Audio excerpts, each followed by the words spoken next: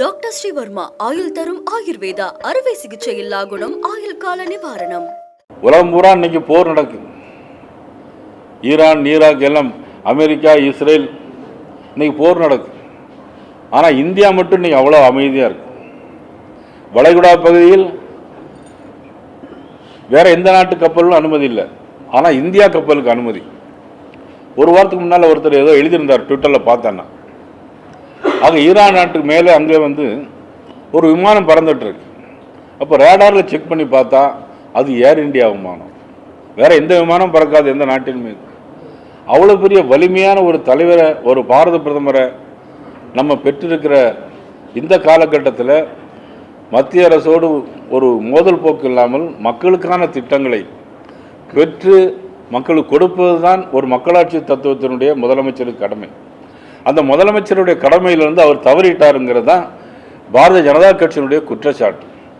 மக்களுக்கு எதிரான திட்டங்கள், கஞ்சா போதைப் பொருட்களை தான் அவங்க பாதுகாக்க முடியல. இன்னைக்கு பார்த்தீங்கன்னா அவருடைய துணை முதலமைச்சர் உதயநிதி ஸ்டாலின் அவர்களை முதலமைச்சராக்க வேண்டும். இது ஒன்று தான் அவருடைய குறிக்கோள், வேற குறிக்கோளே கிடையாது. இன்னைக்கு தமிழ்நாட்டில் இன்னைக்கு தேசிய ஜனநாயக கூட்டணியில் அண்ணன் இபிஎஸ் அவர்கள் எல்லா மாவட்டங்களுக்கும் போயிட்டு வந்துட்டார், எல்லா தொகுதிக்கும் போயிட்டு வந்துட்டார்.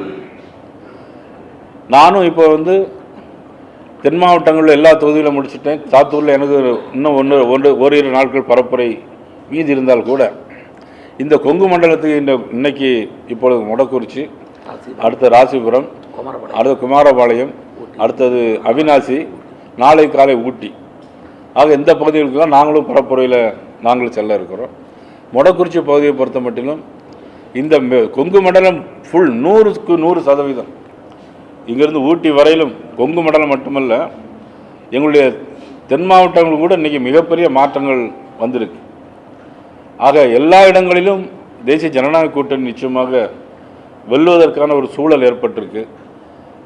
அதை மக்கள் நல்ல கருத்திலே கொண்டு தமிழக மக்கள், வாக்காளர் பெருமக்கள் இந்த 23ஆம் தேதி தங்களுக்கு கிடைத்திருக்க சந்தர்ப்பத்தை நல்ல முறையில் பயன்படுத்தி தேசிய ஜனநாயக கூட்டணிக்கு அவரவர்கள் சின்னத்தில், தாமரையிலும், ரெட்டையிலும், குக்கர் சின்னத்திலும், மாம்பழ சின்னத்திலும் வாக்குகளை தரவிந்து பெருவாரியான வாக்கு வித்தியாசத்தில் அனைத்து சட்டமன்ற உறுப்பினர்களும், தேசிய ஜனநாயக கூட்டணி சார்ந்த சட்டமன்ற உறுப்பினர்கள் வெற்றி பெற வேண்டும் என்று உங்கள் வாயிலாக நான் கேட்டுக்கொள்கிறேன்.